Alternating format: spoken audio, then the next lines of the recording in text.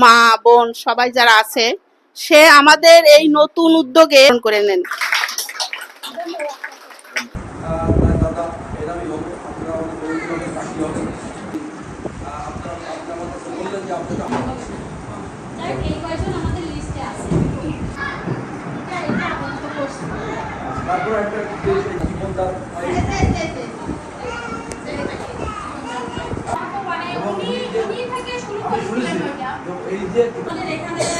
আপনার একটু দিক নির্দেশনা দিতে হবে।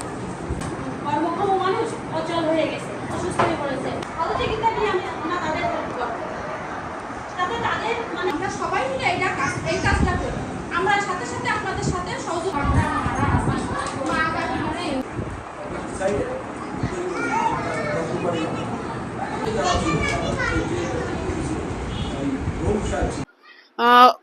মা বোন সবাই যারা আছে, সে বরণ করে নেন।